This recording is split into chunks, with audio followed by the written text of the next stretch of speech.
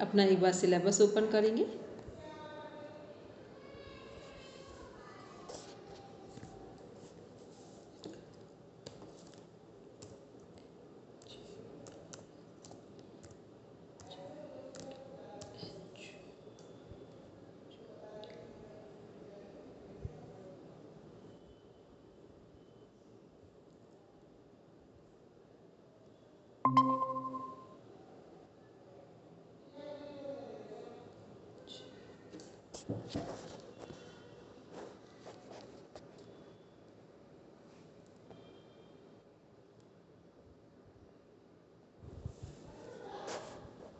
अभी रचना जी को अपर्णा मैम जुड़ रहे थे ना,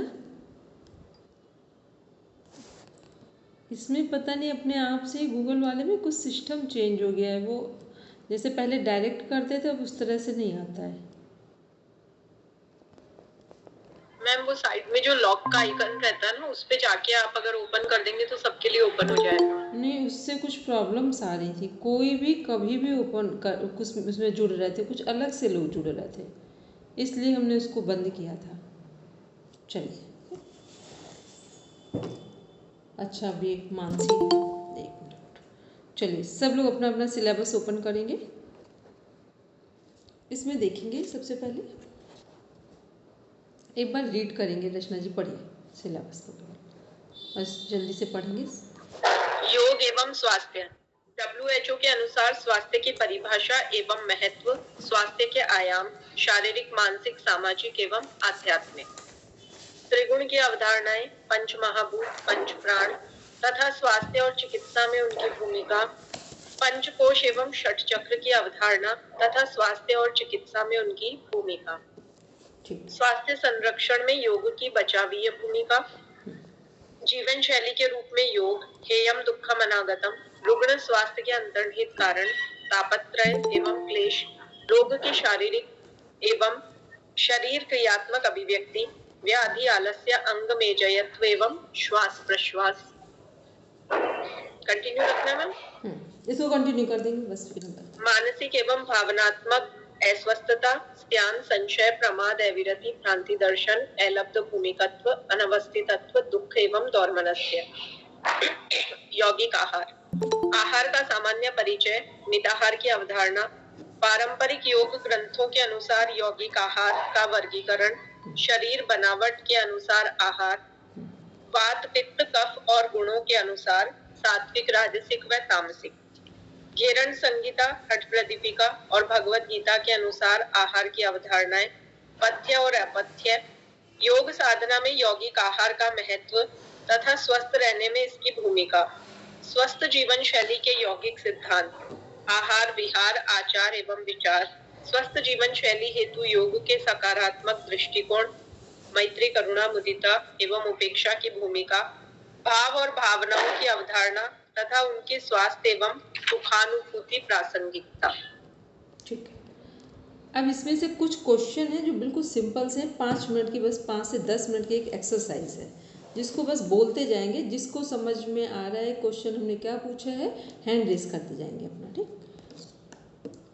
WHO के अनुसार स्वास्थ्य की परिभाषा जो है, इसमें से कौन सा आयाम जोड़ा गया है, ऐड किया गया है, कौन सा डायमेंशन नेम, जो स्वास्थ्य के 4 डायमेंशन है 4, उसमें से कौन सा ऐड किया गया है? और कोई?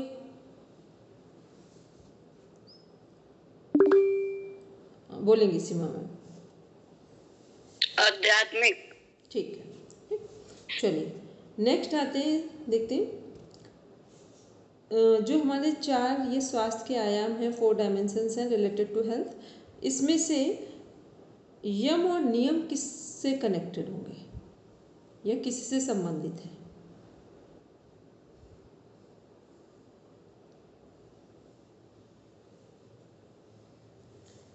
यम और नियम इन चारों में से किससे संबंधित है?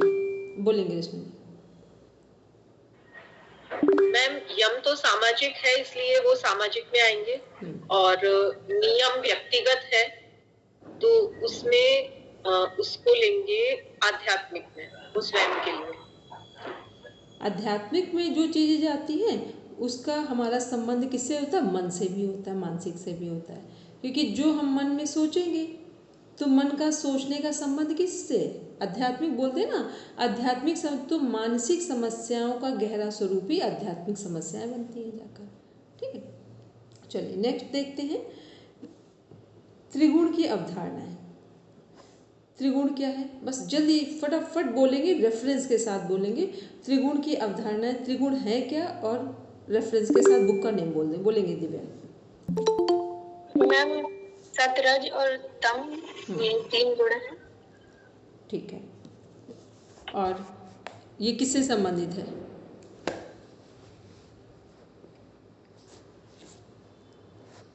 ये किससे संबंधित है? कोई रेफरेंस हमने बोला था ना?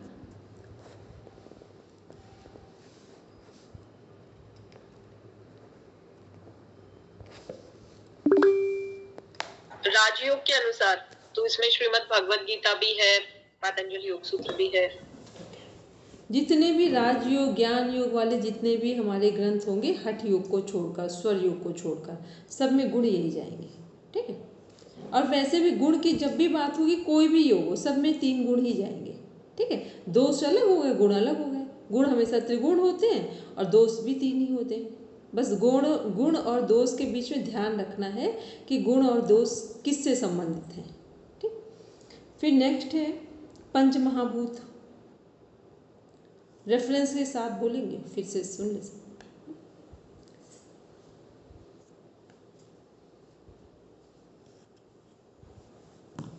बोलेंगे। पृथ्वी, जल, अग्नि, वायु, आकाश। और ये नेचुरोपैथी में प्रमुखता से है। वैशेषिक दर्शन है, उसमें 4 के आधार पे ही वैशेषिक दर्शन का हुआ है। उसमें आकाश तत्व को छोड़कर पृथ्वी, जल, अग्नि, वायु के आधार पर निर्माण माना गया है। और वैसे तो सभी जगह ये करेक्ट। जो मोस्ट इम्पॉर्टेंट बुक है उसमें कहाँ डिफाइन है? बोलो अंजू से, हम उम्मीद करें सबसे पहले, बाकी फिर सब लोग अपने मन से बोलो। अंजू कहाँ डिफाइन है? एक मोस्ट इम्पॉर्टेंट बुक है, उसमें वो है, पूरा सीक्वेंस है। बोलो दिव्या। अंजू का तो मुझे लग रहा है यस में जाएगा। बोलो दिव्या। सांख्य में जो तत्व दिए गए हैं उनमें डिफाइन किया गया है। और अंजू हाँ, जहाँ पर वो पृथ्वी, अम्भासी और वो सारे 5 धारणाएं हैं। ठीक है, जो हमारी 25 मुद्राएं हैं। और कहाँ दिया है? और एक मोस्ट इम्पॉर्टेंट पतंजलि योग सूत्र में जो विभूतियां हैं वो इसी से संबंधित समान और उदान वाली आ रही है। नहीं, जो पंच महाभूत है उसमें विशेष अविशेष वाला पार्ट है। विशेष अविशेष लिंग जो 4 चीजें हैं हमारी। ठीक है, 19 नंबर का सूत्र है 2nd चैप्टर में। तो वो क्या है, विशेष में हमारा क्या डिफाइन किया गया है? विशेष, अविशेष, लिंग, अलिंग। उसमें लिंग पुरुष है, अलिंग प्रकृति है। विशेष है उसमें पंच तन्मात्रा, 16 पदार्थ है उसमें। 2 तन्मात्राएं, कर्मेंद्रियां, ज्ञानेंद्रियां और मन। ठीक, जो वो प्रकृति का चार्ट बना है सांख्य का, योग दर्शन का, सब में लास्ट वाला यही दिया हुआ है, हमारे पंच महाभूत है। सबसे अंतिम में क्या दिया हो? पंच महाभूत है। हाँ, और रचना जी एक चीज आपने एक पॉइंट गलत बोला है, अभी उसको बिल्कुल ठीक करेंगे, सब लोग भी ठीक कर लेंगे। अभी आपने बोला लिंग पुरुष नहीं है, लिंग बुद्धि है। ठीक है, अलिंग हमारी पृथ्वी, वहां तो प्रकृति के तत्व हैं, तो पुरुष कहाँ आया? प्रकृति के 24 तत्व हैं, तो पुरुष है ही नहीं वहां पर। विशेष अविशेष, लिंग अलिंग, तो लिंग बुद्धि से संबंधित है और अलिंग पृथ्वी, वो मूल प्रकृति से संबंधित है। पुरुष अलग हो गया हमारा। ठीक, क्योंकि अब हम लोग तैयारी कर रहे हैं, एक पॉइंट में भी इफ बट कहीं लगे तो उसको नोट कर लेंगे। यदि लगे धोखे से कोई चीज़ गलत निकल गई उसको कहीं हाईलाइट कर देंगे जाके, ताकि हमें हमेशा याद रह जाए कि ये चीज़ हमें ठीक कर दी। चलिए फिर नेक्स्ट है, इसी में देख रहे हैं हम लोग पंच प्राण और उनके उपप्राण। पहले तो एक सीक्वेंस में बोल दीजिए और फिर उनका रेफरेंस बोल दीजिए, जिसको भी पता कहाँ दिया हुआ है, कहाँ उनको डिफाइन किया गया। बोलेंगे अंजू।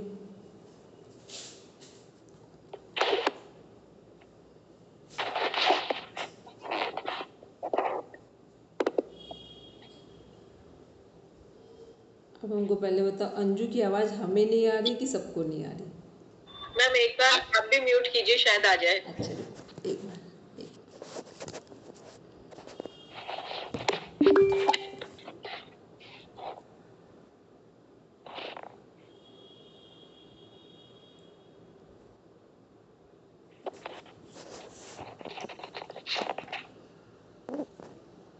अब हमको नहीं आ रही थी कि सबको नहीं आई आवाज़? मैम नहीं आ रही आवाज़। नहीं आ रही, नहीं कोई बात नहीं अंजू, कोई बात नहीं। चलो अब नेक्स्ट बोलेंगे, जिनको भी लानू वो बोलेंगे कि ये कहाँ पर डिफाइन किया गया है, और अपने सिलेबस में लिखते जाएंगे भी, इसीलिए हम ये डिस्कस कर रहे हैं।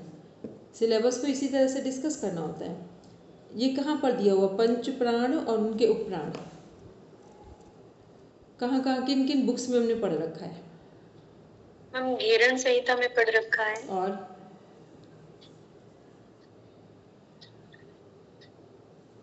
हठ प्रदीपिका में, हठ प्रदीपिका में शायद सब बोलते जाएंगे, सभी को उससे क्वेश्चन है, केवल एक पर्सन से नहीं। मैम हठ यौगिक सभी ग्रंथों में लगभग शिव संगीता में भी है। जहाँ प्राणायाम की बात होगी वहाँ प्राण की बात होगी। हाँ सभी जगह है, वशिष्ठ संगीता में भी है, सभी जगह है, सब जगह हो गए। और कहाँ पर है? उपनिषद किसने पढ़े थे? उपनिषदों में भी है, जो व्यान यहाँ से ही वो मीन्स ब्रह्म का जो अंदर प्रवेश हुआ, वो विदीर्ण करके जो हुआ ब्रह्मरंध्र को, और उदान के द्वारा प्राण बाहर निकलते हैं। क्योंकि जो हमने उपनिषद पढ़े उसमें हमने क्या बताया था, हमने क्या बताया वो रियलिटी है कि हमारे उपनिषद में ब्रह्म प्राण को किसकी संज्ञा दी गई है? ब्रह्म की संज्ञा दी गई है। तो वहाँ हमने प्राण का तो डायरेक्ट लिखा हुआ है, उसमें कंटेंट में ही लिखा हुआ है प्राण के बारे में, पंच प्राण। ठीक, नेक्स्ट आते हैं, देखते हैं इसके बाद पंचकोश। पंचकोश एक बार सीक्वेंस में बोलेंगे, और पंचकोश कहाँ कहाँ डिफाइन है किया गया है, सबका रेफरेंस लिखते जाएंगे। ठीक है, बोलेंगे, बोलिए। तैत्तिरीय उपनिषद में विशेष रूप से है, और इसका सूक्ष्म स्थूल से सूक्ष्म क्रम अन्नमय, प्राणमय, मनोमय, विज्ञानमय, आनंदमय। षटचक्र,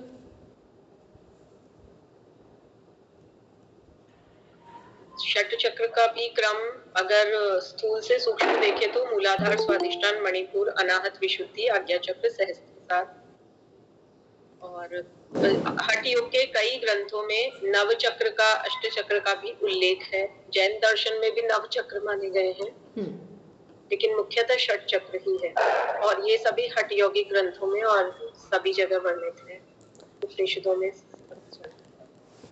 तो ये जो हमारा षट चक्र है, स्पेसिफिक हम पूछें तो किन किन बुक्स में षट चक्र की बात पूछ रहे हैं, ये किसमें किसमें बोलेंगे? अपर्णा मैम ने भी शायद हैंड रेज किया था, षट चक्र कहाँ डिफाइन है?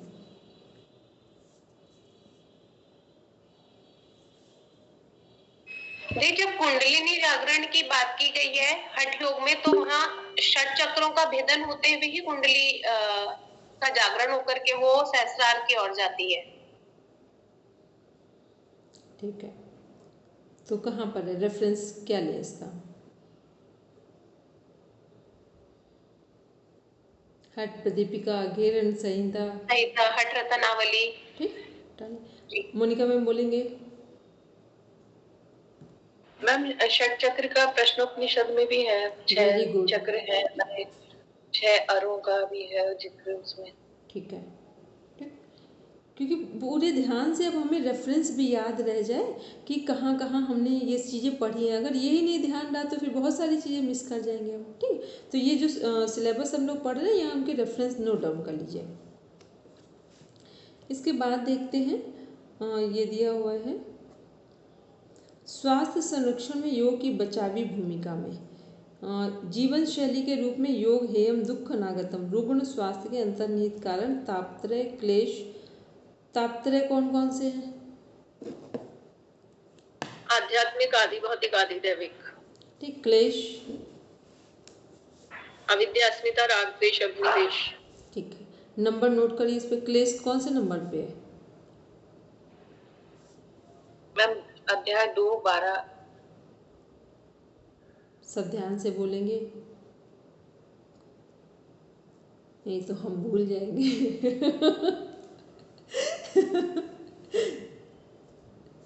सेकेंड चैप्टर में देखिए, थर्ड नंबर। ठीक, तापत्रय कौन सा है नंबर है?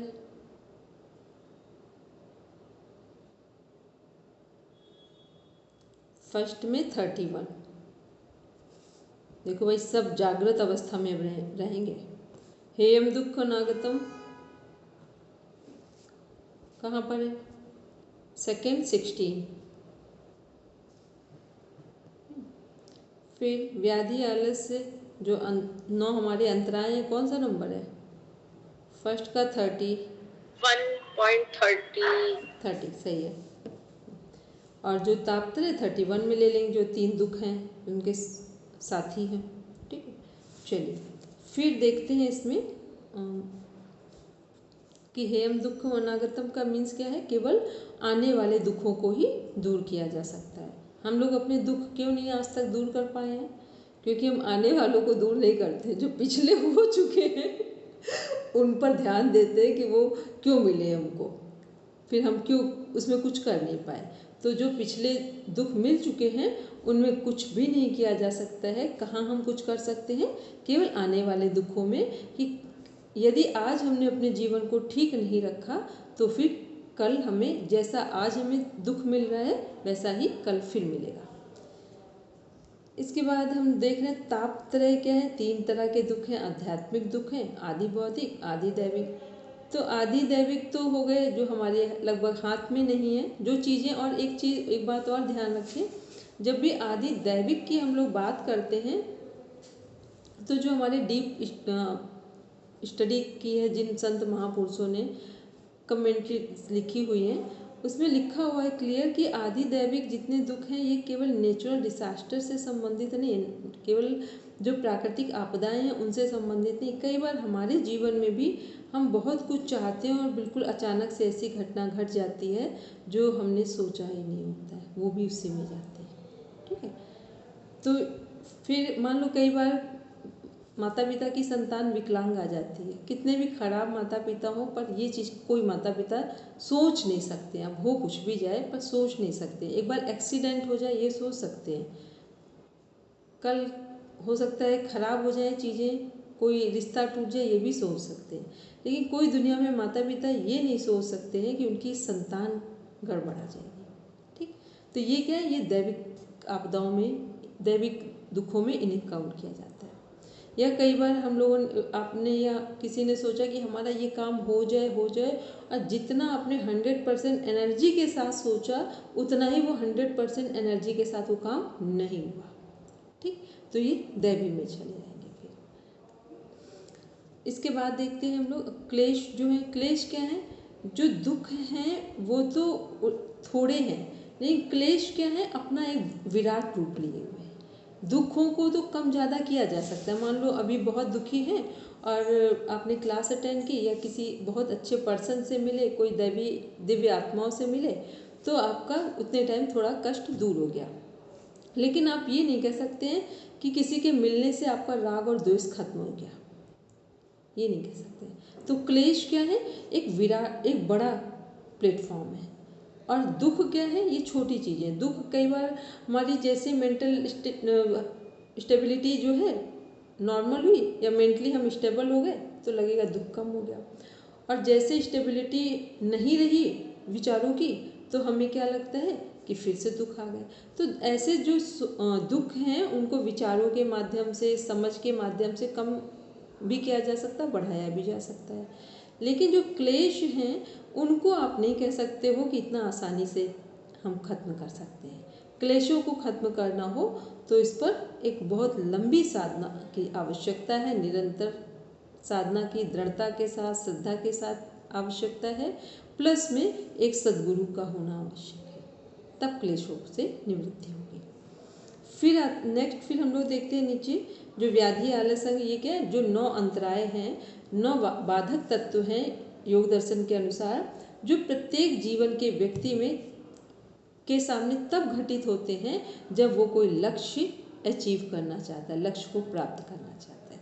वो संसार में हो, अध्यात्म में हो, कहीं पर भी हो, जब वो कुछ करने की ठान लेता है कि हमें ये काम करना ही करना है, इसको अचीव करना है, अपने गोल को एक समय पर टाइम लिमिट के अंदर, तो ये जो 9 योग अंतराय जो विघ्न दिखाई दे रहे हैं, ये जीवन में आते हैं। फिर उनके साथ जो उनके साथी हैं 5, वो भी वहाँ पर अपना रोल प्ले करते हैं। अब हमारी योग साधना कितनी दृढ़ता से हमने स्टार्ट की है और किसके मार्गदर्शन में की है, यही हमें केवल इन विघ्नों से बचाकर आगे ले जा सकता है। फिर नेक्स्ट हम नीचे देख रहे हैं कि पहले कुछ चीज़ें हैं जो हमारे शरीर से संबंधित हैं, क्योंकि शरीर में भी अगर समस्याएं आएंगी तो भी हम साधना नहीं कर पाएंगे। व्याधि मीन्स हो गया वात पित्त कफ त्रिदोषों का असंतुलन, आलस्य शरीर में भारीपन, अंग में जय तो बिना वजह हमारे नियंत्रण में हमारा शरीर नहीं है, बिना वजह शरीर का कोई अंग मूव कर रहा है, हिल रहा है। श्वास प्रश्वास, ना तो हमारा श्वास लेने पर नियंत्रण है और ना ही श्वास छोड़ने पर नियंत्रण है। तो ये सब शरीर से संबंधित कष्ट हो गए। फिर मानसिक एवं भावनात्मक अस्वस्थता क्या है, स्त्यान, जो कार्य कर रहे हैं उसमें रुचि पैदा नहीं हो रही है। संशय, अपने ही कार्य में हमको संशय हो रहा है, जो भी कार्य कर रहे हैं कि इसमें इसको करने से कुछ होगा भी या नहीं होगा। प्रमाद, पता है कि सुबह उठना अच्छा है, लेकिन सोचते हैं हर रात्रि और हमें पता भी है लेकिन उठ नहीं पाते हैं। अविरति का मीन्स हो गया कि इस समय पर हम साधना करने बैठे हैं या पढ़ाई करने बैठे हैं, किताबें भी सामने खुली हुई हैं, बुक सामने हैं, टेबल पे बैठे हैं, समय भी ठीक है, सब कुछ सही है, लेकिन हमारा बुक किताब में जो विषय है, जो बुक में हम अपना कंटेंट देख रहे हैं, उसको देखने में हमारा मन ही नहीं लग रहा है। ठीक, तो ये एक पढ़ने के संदर्भ में भी कॉन्टेक्स्ट में बात की हमने, और दूसरा क्या है, जब साधना कर रहे हैं, कि जब कर रहे हैं तो उतने टाइम पूरी दुनिया के विचार आ रहे हैं, और फिर जब बंद कर दिया तब कुछ भी नहीं। ठीक, तो ये क्या अविरति का मीन्स हो गया, जब हम अब विषयों में जो हम कर रहे हैं उससे हमारा मन बाहर के विषयों में भटक रहा है। फिर है भ्रांति दर्शन। भ्रांति दर्शन अलग अलग छोटी छोटी चीज़ें कुछ घट रही हैं साधना करते समय, हम उन्हीं को कुछ का कुछ समझ ले रहे हैं, ऐसा लग रहा है हम ही अध्यात्म जगत के प्रणेता बन गए। इतना आसान नहीं है संसार से ऊपर उठना। अलब्ध भूमिकत्व, जो हम चाहते हैं उस भूमि को हम प्राप्त नहीं कर पा रहे। मान लो हम लोग लंबे समय से कोई व्यक्ति अभ्यास कर रहे हैं कि हम 2 मिनट श्वास को रोक पाएँ, अंतःकुंभक कर पाएँ, 1 मिनट बहिर्कुंभक कर पाएँ, या 1 मिनट अंतःकुंभक और 30 सेकंड के लिए बहिर्कुंभक कर पाएँ, लेकिन लंबे समय के अभ्यास के बावजूद वो ये होल्ड नहीं कर पा रहे, इसे बोलते हैं अलब्ध भूमिकत्व। फिर अनावस्थित तत्व। अनावस्थित तत्व मीन्स क्या हो गया, जो कुछ हमें मिल गया है अब उसको हम मेंटेन नहीं कर पा रहे। कई बार होता है कि हमने कुछ मेहनत की, बहुत सारे लोग नेट JRF पढ़ते हैं, क्वालिफाइड हो जाते हैं, उसके बाद कुछ दिन बाद ही वो अपने सब्जेक्ट भी नहीं बता पाते कि हमने नेट में जो क्वालिफाइड हुए थे उसमें 10 यूनिट्स में क्या पढ़ा था। ऐसा क्यों हुआ, क्योंकि उन्होंने फिर उसको ध्यान से दोबारा कभी देखा ही नहीं। दुख और दौर्मनस से दुख हमें पता है 3 तरह के हैं। कौन कौन से दुख थे, आदि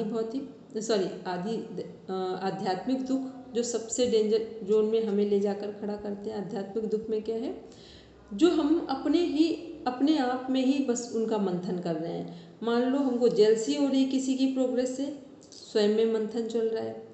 किसी से ओवर अटैच्ड हो रहे हैं, स्वयं में हम परेशान हो रहे हैं। किसी से लग रहा है कि अब उनको बहुत घृणा का भाव आ रहा है, द्वेष दृष्टि आ रही, मतलब जो कुछ भी घटेगा वो सब केवल सिंगल आपके अंदर सारे विचार आपको इतना दुखद कंडीशन में ले जा रहे हैं कि आप ना तो किसी से अपने दुख को शेयर कर सकते हो, क्योंकि आप कह दो कि हमें उस व्यक्ति से ईर्ष्या हो रही है, दूसरे व्यक्ति से घृणा हो रही है, उसकी चीज़ों को हम लेना चाहते हैं। ये बातें आप जल्दी किसी से नहीं शेयर कर सकते। क्यों नहीं कर सकते, क्योंकि आपको पता है कि यदि हमने ये बात शेयर की तो ये व्यक्ति हमें एक गलत या सही नज़रिए से नहीं देखेगा। तो ये क्या आध्यात्मिक दुख जीवन में सबसे दुखदायी है।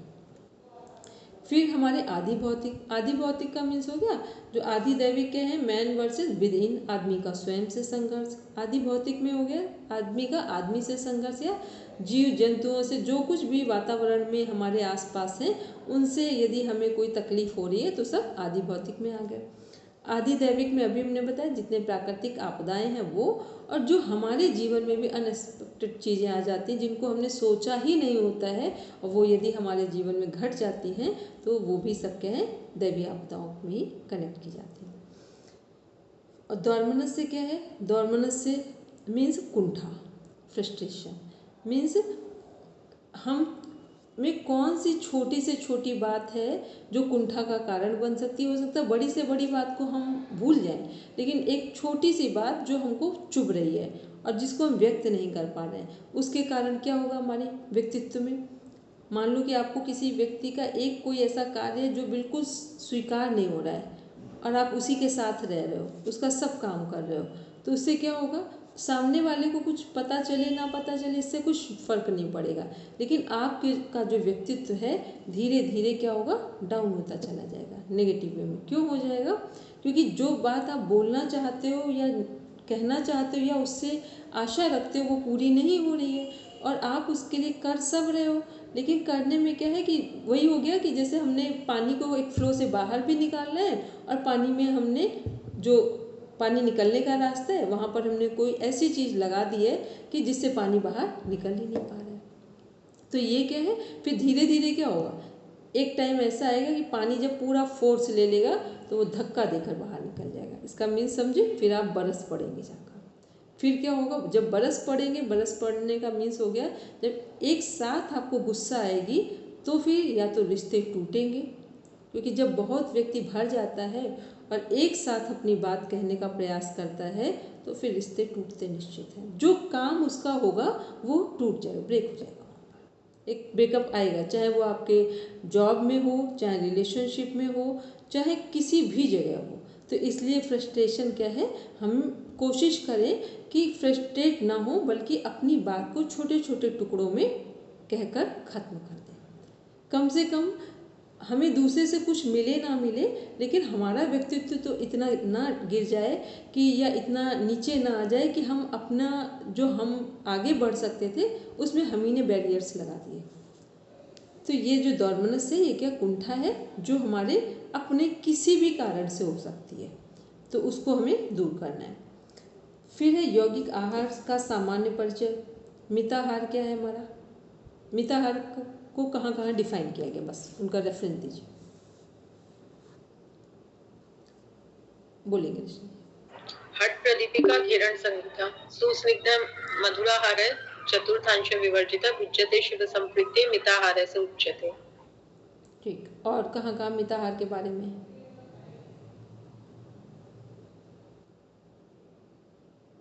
श्रीमद् भगवद गीता। मैम वहाँ तो युक्ताहार कहेंगे ना, वो वहाँ पर मिताहार को किस में बता डिफाइन किया है, युक्ताहार में।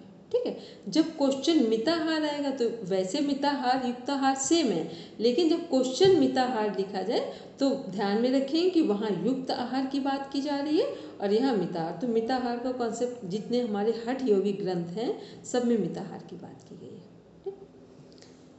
फिर नेक्स्ट देखते हैं शरीर, हाँ सीमा में बोलिए।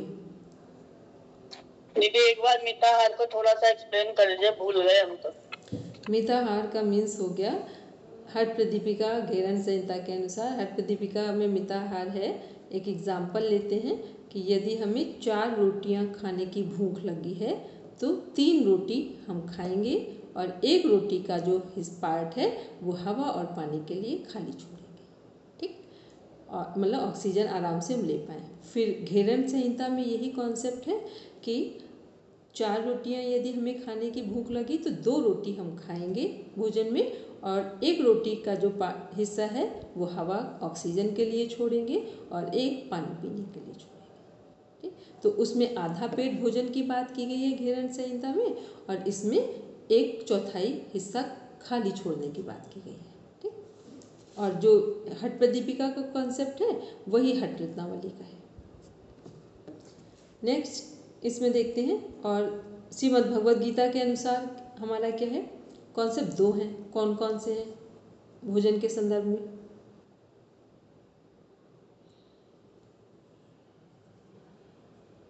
युक्ताहार विहारस्य युक्तचेष्टस्य कर्मसु युक्तस्वप्नावबोधस्य योगो भवति दुःखः। ठीक, ये ये तो क्या है, 6.17 ध्यान की तैयारी में भोजन का और महत्व है। ये ध्यान की तैयारी में भोजन का महत्व और नींद का सबका एक कंबाइंड स्टडी है। और अब जो प्रॉपर भोजन के बारे में दिया गया है, 18वें अध्याय में कौन से अध्याय में भोजन के बारे में डिफाइन किया गया है? बोलेंगे 17 मोनिका मैम? हाँ, 17। ठीक, 17 कौन से नंबर के श्लोक हैं 17 में?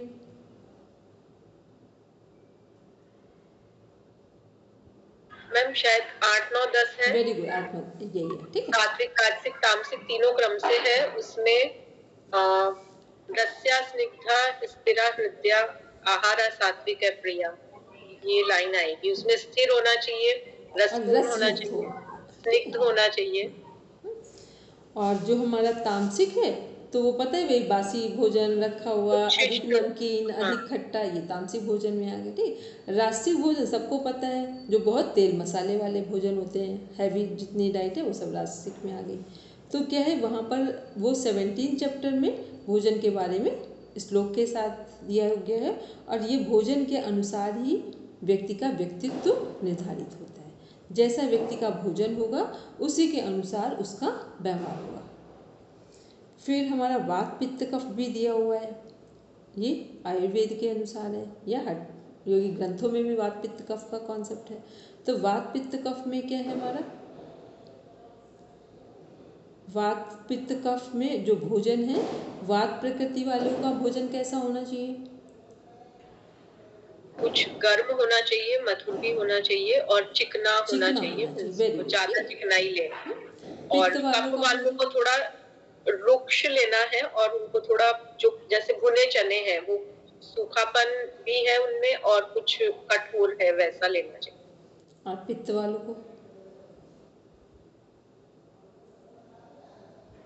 मैम वो तो बैलेंस्ड जाएगा, मतलब बहुत ज्यादा ना तो तैलीय ले और ना बहुत रुक्ष ले, बैलेंस ही ले। मतलब पित्त वालों का जो भोजन, देखो तीनों में से एक भोजन सभी की आवश्यकता है कि फाइबर वाला भोजन सबको मिले। ठीक, फाइबर वाला जो रेशे युक्त जो जितने भी भोज्य पदार्थ हैं हमारे, वो क्या है, वो चाहे फल में आते हो, फलों में क्या है, रेशे हैं, सभी फलों में लगभग फाइबर भी है और जल भी है। ठीक है, फाइबर भी है और वाटर कंटेंट पूरा है। तो फाइबर वाली जो डाइट है या जो हमारे फ्रूट्स हैं वो तीनों के लिए ठीक है, तीनों के लिए काम कर रहे हैं। अब इसमें से जो पित्त वाले हैं, इनको यदि हम लोग बात करें तो पित्त वालों को मीठी चीज़ें सही मात्रा में लेनी चाहिए, चाहे वो फ्रूट्स हो या फिर वो अदर चीज़ें हों, क्योंकि पित्त किससे शांत होता है, मीठेपन से शांत होता है। इसीलिए पित्त प्रकृति वालों को सौंफ दी जाती है। तो ये क्या, पित्त वालों को कैसा भोजन, कफ वालों को क्या चाहिए, दूध और से बना हुआ भोजन या दूध से बने हुए पदार्थ या मीठी चीज़ें कफ वालों को सबसे कम देनी चाहिए। ठीक, क्योंकि आप देखना जिसको कफ बनता है वो, आप मावे की मिठाई खा लो और सुबह देखना, सुबह ही आप फील करोगे यहाँ एक हैवीनेस फील हो रही, कफ की आ रही है। दूसरा क्या है कि वात कब कुपित होता है, वर्षा ऋतु में।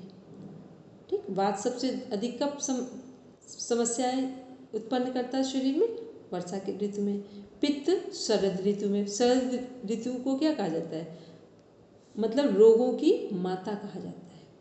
ठीक, रोगों की जननी या माता किसे कहा जाता है, शरद ऋतु को कहा जाता है। ठीक, तो पित्त कब कुपित होता है, शरद ऋतु में। और कफ वसंत ऋतु में। सबसे अधिक सर्दी खांसी जुकाम जो हर व्यक्ति को होता है तो वो कब होता है, जब होली के समय का, होली के टाइम, अगर होली फरवरी मार्च में, अब ये देखना होता है कब पड़ रही, बस वो वाला जो 1 मंथ का टाइम है, 2 मंथ का बसंत ऋतु का, उस पूरे टाइम में सबसे अधिक जो हमारा कफ कुपित होता है। चलिए, और वात पित्त कफ वैसे क्या है, वात से 80 टाइप्स ऑफ डिजीज हमारी क्रिएट हो सकती है, पित्त से 40 टाइप्स और कफ से 20। वात का समय सुबह 2 से 6, फिर कफ का समय 6 से 10, 10 पित्त और का 10 से समय 2 10, फिर यही सर्कल फिर रिपीट हो जाएगा हमारा। नेक्स्ट है घेरन संहिता हटप्रदीप का, ये हम लोगों ने अभी देख लिया। और अच्छा, पथ्य और अपथ्य क्या है? पथ्य मीन्स जो खाने योग्य हो और शास्त्रोचित हो। ठीक, खाने योग्य तो कुछ भी खाएं तो हम कहें खाने योग्य, मतलब शास्त्रोचित का मीन्स हो गया जो शास्त्रों के अनुसार हो। फिर अपथ्य का मीन्स क्या हो गया? जो भी चीज़ें हमारे स्वास्थ्य के लिए ठीक नहीं है, जो हमारे व्यक्तित्व को कमज़ोर करती हैं, क्योंकि स्वास्थ्य जब खराब होगा तो व्यक्तित्व भी हमारा उसी के साथ कनेक्ट होगा। तो जो चीज़ें हमारे स्वास्थ्य के लिए ठीक नहीं, शास्त्रों ढंग से जो निषेध बताई गई हैं, वो सब क्या है? सब अपथ्य में आएंगे। बोलेंगे अपर्णा मैम? वात पित्त कफ हमने लिखा 2 से 6 वात हुआ, पित्त जो वो 6 से 10 है ना? पहले कफ आता है 6 से 10 में। सुबह के समय अच्छा, तो बच्चों को सबको ठंडी चीज़ें नुकसान करती हैं। ठीक है, ठीक है। और कफ जो पित्त है वो हमारा 10 से 2, वही शाम को हमारा हो गया 10 से 2 का, मतलब रात के समय सोने के टाइम पे। फिर नेक्स्ट इसी में देख रहे हैं हमारा है स्वस्थ जीवन शैली में आहार विहार आचार एवं विचार। आहार क्या है? जो हम भोजन में लेते हैं। विहार क्या है? जो हम पूरे दिन सब जो भी कुछ भी करते हैं वो सब विहार में आ जाएगा।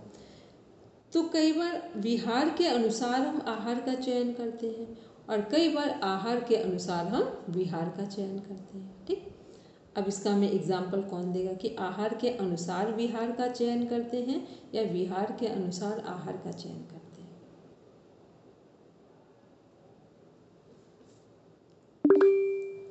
बोलिए रेशम। मैम, जिस तरह से सर्दी में ड्राई फ्रूट्स का और गुड़ का, आंवले का, बीट, ये सारी चीजें आती भी इसी सीजन में और हम बहुतायत से प्रयोग भी करते हैं, और वहीं गर्मी में हम बेल का शरबत लेना और इस तरह के जो हमें शीतलता दे ऐसा आहार लेते हैं। वेरी गुड, मतलब जो चीज़ें हमें जैसा ऋतुओं के अनुसार हम भोजन करते हैं और उन्हीं के अनुसार हम कार्यशैली अपनाते हैं। अब मान लो गर्मी का मौसम है तो हम लोग देर रात तक टहल भी लेते हैं, ठीक है, और टहलना भी है, रात के समय नहाना भी है, सोने से पहले सब कर लेंगे। लेकिन वही जब हम ठंड के समय होगा तो बस एक बार ही नहाना है, फिर हम नहीं नहाएंगे, देर रात्रि हम टहलेंगे नहीं, और ऑटोमेटिक देखेंगे ठंड के समय नींद हमें जल्दी आती है और गर्मी के समय नींद लाने के लिए हमें प्रयास करने पड़ते हैं, क्योंकि गर्मी बहुत होती है तो वो सब भी कारण। तो जैसा हमारा आहार होगा ऋतुओं के अनुसार, ऑटोमेटिक उसी के अनुसार हमारा विहार काम करने का हमारा ढंग होगा। तो ये सब क्या है? आहार और विहार एक दूसरे से इंटरकनेक्टेड होते हैं और मौसम के अनुसार दोनों एक दूसरे से प्रभावित होते हैं। दूसरा इसी में एक और चीज़ कनेक्ट होती है आहार विहार में कि जैसा जिसका वर्क होता है, ठीक, मान लो एक किसान है जो खेती का काम करते हैं, उनका आहार अलग होगा, अलग तरह का होगा। जब हम लोग केवल पढ़ाई करते हैं तो हमारा अलग होगा, ठीक। एक सैनिक जो सीमा पर बॉर्डर पे खड़े हैं उनका अलग होगा। तो काम जैसा जिसका है उसके अनुसार भी उसका आहार डिपेंड करता है, ठीक है। और जो संत महापुरुष हैं उनका आहार अलग होगा। क्यों अलग होगा? क्योंकि उनका जो विहार है वो अलग है, तो इसलिए उनका आहार भी अलग होगा, ठीक है। बोलेंगे सीमा में पढ़ने में कुछ कह रहे हैं? तो दीदी आपने एक्सप्लेन कर दिया, इसी बात को पूछना चाह रही थी मैं। जी, मैं यही कह रही थी, एग्जांपल ये दे रही थी कि विहार के हिसाब से भी आहार होता है ना, वही लाइफस्टाइल कैसा है उसके बेसिस पे। यही तो हमने भी क्वेश्चन तो यही किया था कि आहार के अनुसार विहार कैसा हो और विहार के अनुसार भी आहार का चयन होता है, ठीक है। चलिए फिर नेक्स्ट आते हैं, इसमें देखते हैं हम लोग आचार और विचार। आचार किससे संबंधित है? हमारे सामाजिक जो यम है, ठीक, अपने अपने सिलेबस में नोट भी करते जाएंगे।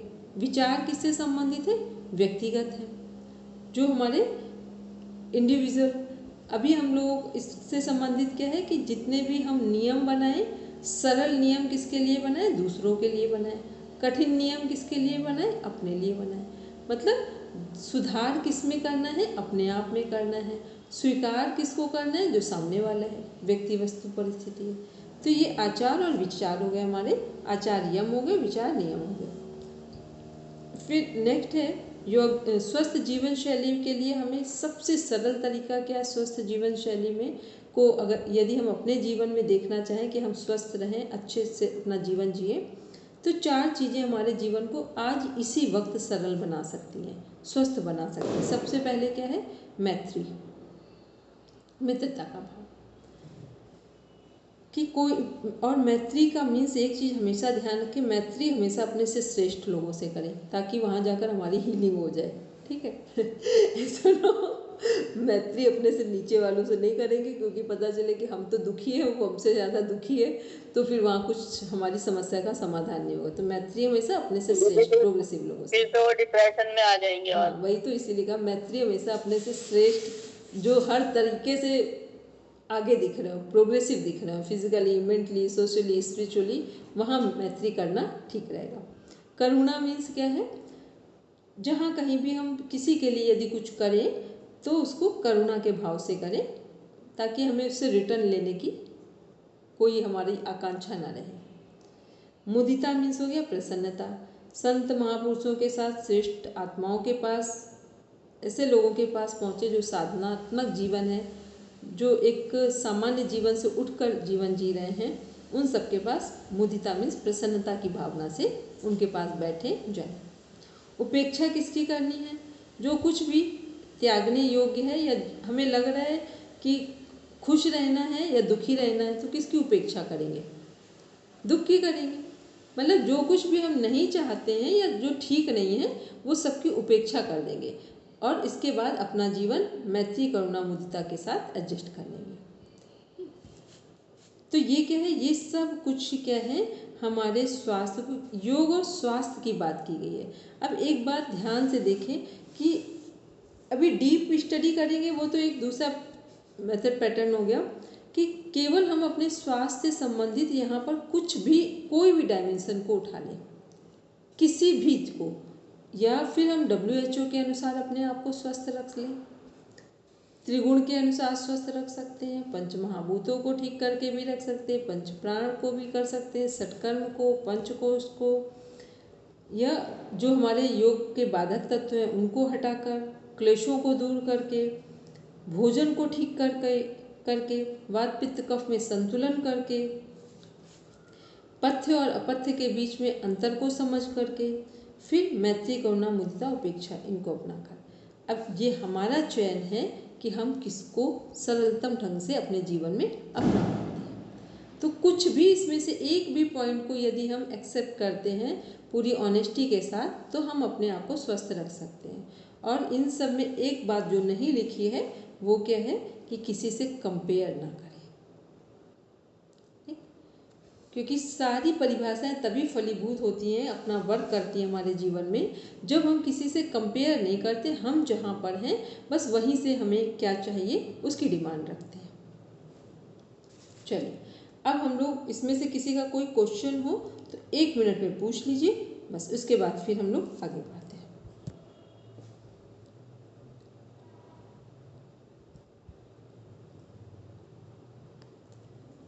सबने को समझ आए? सबने अपना रेफरेंस के साथ देख लिया कि हमारे रेफरेंस के साथ हमें लिखना है पूरे सिलेबस को कि कौन सी बुक से कौन सा पॉइंट लिया गया है। बोलेंगे सिमरन? इसमें ये है ना, भाव और भावनाओं की अवधारणा, इसको थोड़ा सा भाव और भावना। चलिए देखिए, जैसा आपका भाव होगा वैसी आपकी भावना होगी। ठीक, भावना का मीन्स हो गया विचार से, भावना का मीन्स विचार से। लेकिन भाव से भावना उठ रही है तो ये भावना किससे संबंधित है? हृदय से। ठीक, भावनाएं कहाँ से काम करती हैं? हृदय से। या हमारे जितने इमोशंस हैं वो क्या है? भावनाओं से जुड़े हुए हैं।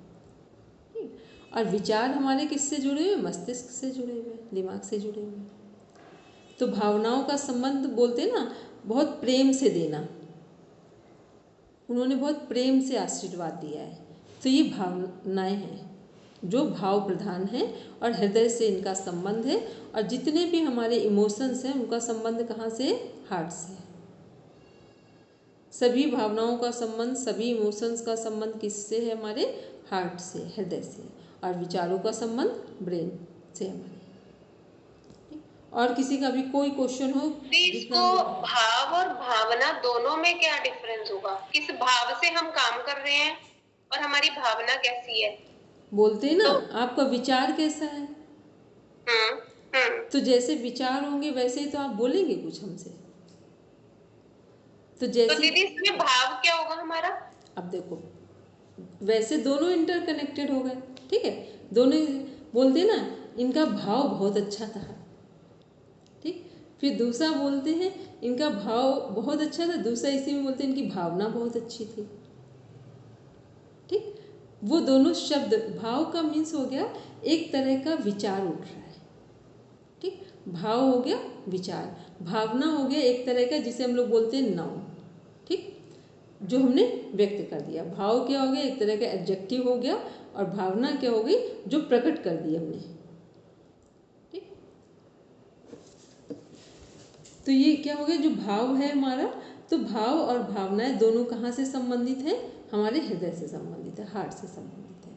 विचार हमारे कहाँ से संबंधित है, ब्रेन से संबंधित है, ठीक है। तो भाव क्या है, भाव बोलते हैं ना ऐसे नॉर्मली इनका भाव बहुत अच्छा है, तो भाव बहुत अच्छा होगा तो जो उनकी अभिव्यक्ति होगी उसको क्या बोलेंगे, भावना बोलेंगे, ठीक। भावों की अभिव्यक्ति क्या कहलाएगी, भावना कहलाएगी। और भावना क्या होगी, जो हमारे जैसे भाव है उन्हीं से अभिव्यक्ति निकल रही, भावनाओं के रूप में निकल रही है, ठीक। तो भाव एक तरह का क्या है, जैसे सपोज करके एक और एग्जांपल आपको दें कि भाव का मीन्स हो गया कोई व्यक्ति का भाव सत्य बोलने का ही है, तो उसके सारे कार्य कैसे होंगे,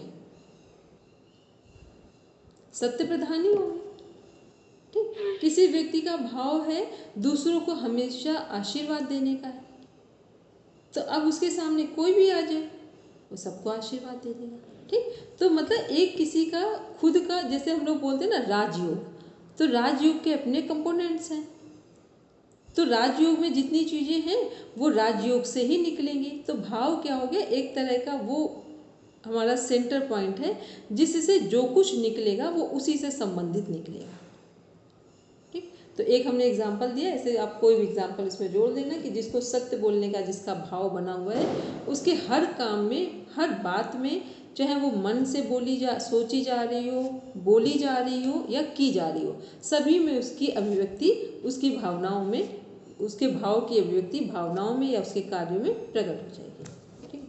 चलिए अब हम लोग आते हैं, ये हम लोग ने एक सिंपल सा केवल जो अपना सिलेबस पढ़ते कैसे हैं, जिसको हम अक्सर जब पढ़ते हैं, हमको जब खुद पढ़ते हैं पढ़ाते हैं तो लगता है सिलेबस फिर नया पढ़ रहे हैं, ठीक। और आप लोग डेली, हमने आपसे बोल रखा है कि सिलेबस पढ़कर सोना है, तब भी ऐसा लगता है जब हम आपसे सुन रहे होते हैं, सामने सामने डिस्कस कर रहे होते हैं, तो लगता है कि आज आप पहली बार पढ़ रहे हैं, ठीक। इसलिए सिलेबस को जैसे अभी हमने डिस्कस किया ऐसे ही पढ़ेंगे, इसी को सिलेबस पढ़ना बोलते हैं। चलिए अब हम लोग आते हैं, कुछ चीज़ें देखते हैं जो आयुर्वेद से संबंधित हैं। इसमें देख रहे हैं आयुर्वेद में कुछ ग्रंथों के नाम आते हैं और उनको किसने लिखा है उनके बारे में पूछा जाता है। तो आयुर्वेद में श्रेष्ठ हमारे 4 ग्रंथ हैं। एक निदान है जो किसके द्वारा लिखा गया है, माधव जी के द्वारा लिखा गया, आचार्य माधव। सूत्र स्थान जो है वाघभट्ट जी के द्वारा रचित है। शरीर में आ की मात्रा लग गई है, बड़े आ की, ये शरीर से संबंधित जितनी बातचीत की जाती है वो किससे संबंधित है, सुश्रुत। जितने भी हमारे शरीर से संबंधित व्याधियों के बारे में डिस्कशन किया गया है वो सुश्रुत जी के द्वारा किया गया है। फिर है चिकित्सा चरक जी। चिकित्सा का मतलब हो गया, चिकित्सा कई तरह की है जिसमें हमारा ऑपरेशन वगैरह जो करते हैं, सर्जरी करते हैं, वो सब भी इसका पार्ट है। तो 4 हमारे मेन जो आयुर्वेद के ग्रंथ हैं उनका नाम सब ध्यान में रखेंगे। निदान, सूत्र स्थान, शरीर, चिकित्सा। निदान आचार्य माधव जी के द्वारा लिखी गई, सूत्र स्थान आचार्य वाघभट्ट। शरीर से महर्षि सुश्रुत बोलते हैं, कई जगह कुछ जगह आचार्य सुश्रुत बोलते हैं। और ऐसे ही चिकित्सा शास्त्र जो है वो आचार्य चरक या महर्षि चरक।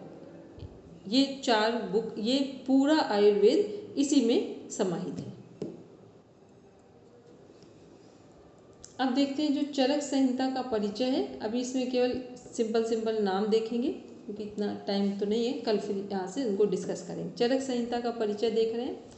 कुल 120 टोटल जो हमारे चैप्टर्स हैं चरक संहिता में 120 है, 120 है। स्थान इसमें से देख रहे हैं, स्थान और अध्याय संख्या तो ये नीचे दी हुई है हमारी।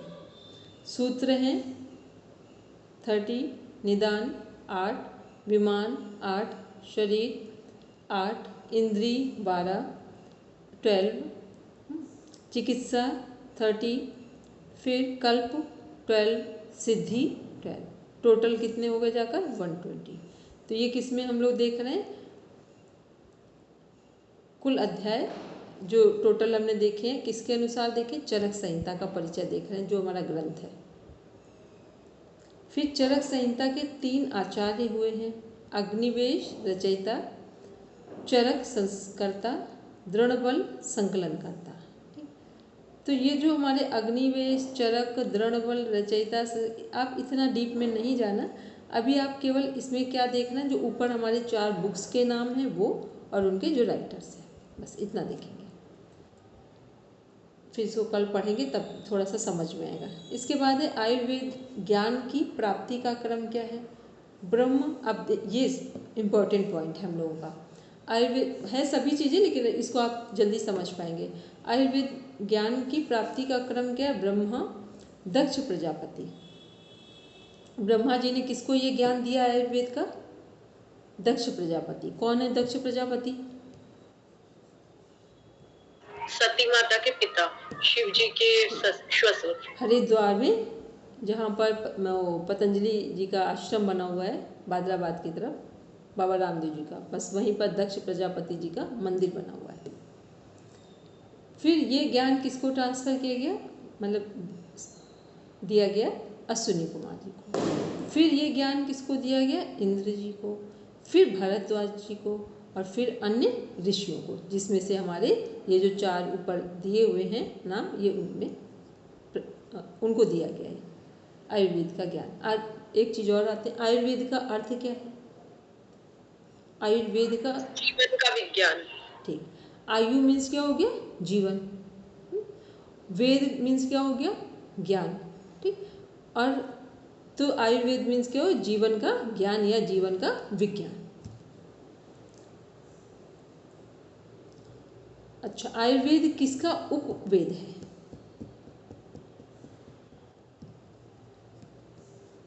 ऋग्वेद का। कितने लोगों को लग रहा है कृष्णा जी सही बोल रही है,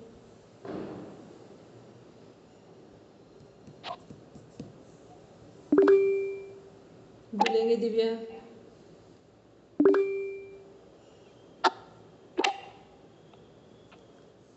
अपर्णा मैम, दी अथर्ववेद का, मोनिका मैम, मैम ऋग्वेद का है उपवेद आयुर्वेद। जो ये है आयुर्वेद किसका उपवेद है, ऋग्वेद का। चलिए फिर नेक्स्ट इसी में देख रहे हो, अन्य ऋषियों में पुनर्वसु आत्रेय भी थे जिन्होंने 6 शिष्यों को आयुर्वेद की शिक्षा दी है। आत्रेय ऋषि जो हैं उनके 6 शिष्य हुए हैं, कौन कौन से हैं, अग्निवेश, भेल, जतुकर्ण, पराशर, हारीत और क्षारपाणी, ये शिष्य हुए हैं जिनको आयुर्वेद की शिक्षा दी गई है। फिर है धर्मार्थ काम मोक्षाणाम आरोग्यम मूलमुत्तम। आयुर्वेद का जो मूल मंत्र है वो क्या है, धर्म, अर्थ, काम, मोक्ष। ये क्या है, मूल मंत्र हैं कि कैसे आयुर्वेद का हम सही सदुपयोग करें तो अपने जीवन में किन 4 चीज़ों को उपलब्ध करेंगे या प्राप्त करेंगे, धर्म को भी, अर्थ को भी, काम को भी और मोक्ष को भी। बोलेंगे पढ़ने में कुछ कह रहे जी, हमें ये जो है कि किसने किसको शिक्षा दी और फिर जैसे इनके 6 शिष्य हैं ये हमें याद करना है, इतना नहीं, बस वो ऊपर वाली लाइन को थोड़ा ध्यान में रखेंगे कि 6 लोगों को ये जो ज्ञान है वो दिया गया, ठीक। तो धर्म, अर्थ, काम, मोक्ष, सबसे पहले हमारे जीवन में क्या होना चाहिए,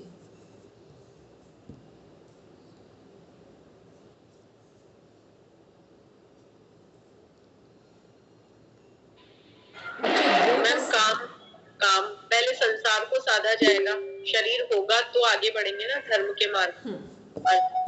तो भी आरोग्य नहीं होगा।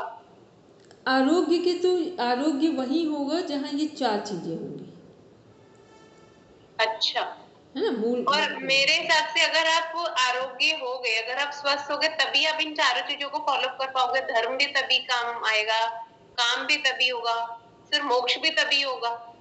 अगर आप अस्वस्थ हो गए तो ये चीजें नहीं होंगी ना। नहीं तो स्वस्थ होने के लिए भी तो कुछ चाहिए। यदि हम कहें हम अमीर बनेंगे तो अमीर बनने का भी तो कुछ पुरुषार्थ होगा। जन्मजात तो अमीर बन नहीं जाएंगे। यदि हम पूरा स्वस्थ रहना चाहते हैं, हमें मोक्ष चाहिए तो हमें स्वास्थ्य चाहिए। स्वास्थ्य चाहिए तो स्वास्थ्य के भी तो कुछ नियम होंगे। स्वास्थ्य कोई अपने आप तो मिल नहीं जाएगा। स्वास्थ्य अपने आप मिल जाएगी, उसके लिए कुछ पर हम स्वस्थ ही तो पैदा होते हैं, वो तो हम अपने लाइफस्टाइल और बाकी सब चीजों से अपने आप को बीमार करते हैं। नहीं, बहुत सारे बच्चे स्वस्थ पैदा नहीं होते। अब जो पेरेंट्स को ही नहीं पता है तो कैसे मान ले कि स्वस्थ पैदा हो जाएंगे, है ना। कई बार बच्चे, आज ये जो जनरेशन है कहाँ स्वस्थ पैदा हो रही है। यदि हम सब लोग स्वस्थ पैदा हुए होते तो इतना इतना जीवन भटक रहे होते। अब तक हम लोग पता नहीं क्या कर चुके होते। ये तब है जब हम लोग काफ़ी कुछ हद तक ये कह सकते हैं कि अगर थोड़ा ठीक ढंग से जीवन जिए तो हो सकता है मनुष्य के कुछ गुण आ जाए। मनुष्य के, केवल हम लोग मनुष्य ही बन जाएं तो समझ लो कि हम लोगों ने बहुत बड़ी उपलब्धि हासिल कर ली। लेकिन अभी जो आने वाली जनरेशन है वो तो और वो वीक हो रही है। क्यों हो रही है?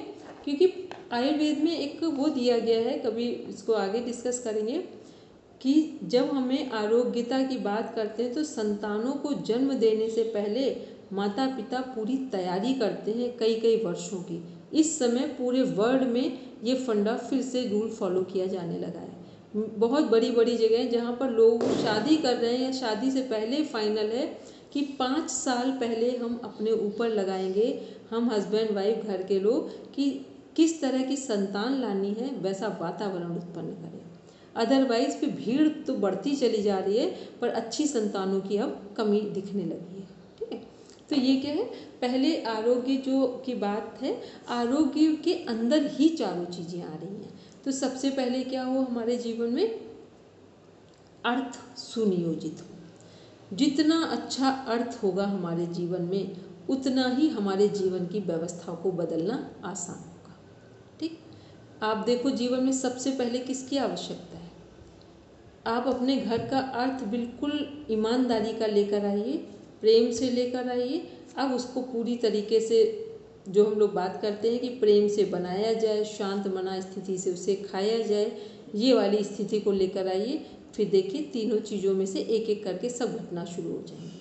तो सबसे पहले हमारा जो अर्थ है वो बहुत, क्योंकि धर्म भी आप कितना भी अच्छा धर्म करोगे, आखिरकार तो भोजन खाने की आवश्यकता पड़ेगी ही आपको। तो सबसे पहले क्या हो, अर्थ अच्छा। अब यदि हमें आज अपने जीवन में कुछ परिवर्तन करना है तो क्या करना है, अर्थ को पर ध्यान देना है। और जैसे ही आपका अर्थ अच्छा हो जाए, किसी तरह का समझौता नहीं। दुनिया में अगर हमें पता हो महंगी से महंगी किसी ने चीज़ें हमें गिफ्ट की हैं या दी हैं, लेकिन हमें हल्का सा भी लग रहा है कि ईमानदारी इस पर नहीं लगी है, तो हमें क्या करना है, उसकी चीज़ को हाथ जोड़कर वहीं वापस कर देना है। और बहुत ज़्यादा उसने रख दी है हमारे पास तो उसके जाते ही घर से बाहर कर देना है। ठीक, क्योंकि ये लोगों की क्षमता है, लोगों को लगता है इतनी महंगी चीज़ है ये कैसे, बस ऐसे ही करते करते हमारा पतन शुरू हो जाता है। क्योंकि अच्छे अर्थ की जो व्यवस्था होती है ना, वो आपकी मानसिक स्थिति को बहुत मजबूत बना के रख देती है। तो ये क्या है, सबसे पहले हमें कुछ सुधारना है तो अर्थ पे जाएंगे। ठीक, अब हम लोग शांति पाठ करेंगे। किसी ने कुछ पूछा हो तो 1 मिनट रुक जाए, बाकी के लोग 6 बज गया है लीव कर दें। अर्थ यानी धन, धन ही हुआ सबसे पहले। किसी भी तरह से हमें भोजन की व्यवस्था अपने घर में करनी है तो वो अर्थ से ही तो आएगी। वो अर्थ कैसे भी हो, आपकी हमने सेवा की, मान लो हमने आपको पढ़ाया है तो पढ़ाकर हमें धन मिला है। किसी ने किसी व्यक्ति की मालिश की है, आयुर्वेद का काम किया, उससे उसको धन मिला। धन तो कोई भी माध्यम हो सकता है ना। अभी हम हैं, आपको पढ़ाएं और आपको पढ़ाने में 100% पे ना करें तो जो आपका अर्थ है वो मेरे पास 50 जगह से चला जाएगा। ठीक, तो ये क्या है, जो भी करे अर्थ, सबसे पहले अर्थ आने की व्यवस्था सबसे अप्रोप्रिएट होनी चाहिए। ठीक है, चलिए अब ये यहाँ पे इकोनॉमिक सपोर्ट से मतलब नहीं है। इकोनॉमिक नहीं है। सपोर्ट से कोई मतलब नहीं है। इकोनॉमिक सपोर्ट से मतलब होता तो अमीर लोगों की संतानें सबसे श्रेष्ठ बन जाती, ठीक है। तो इसलिए इकोनॉमिक सपोर्ट का तो यहाँ कोई मतलब ही नहीं है। यहाँ मतलब है कि हमने कितने अच्छे ढंग से अर्थ को अपने घर तक पहुँचाया है, तो उसका एक अलग इम्पैक्ट दिखाई देगा हमारे जीवन में। चलिए सब बैठेंगे शांति पाठ के लिए। ओम शांति शांति शांति सर्वारिष्ठेषु शांतिर्भवतु। Now rub your palms, touch your eyes, then open your eyes. सबको प्रणाम, शुभ रात्रि। और कल सभी अपना वर्क कंप्लीट करके रखेंगे। जिनको रिवीजन करना है वो रिवीजन करेंगे प्रॉपर।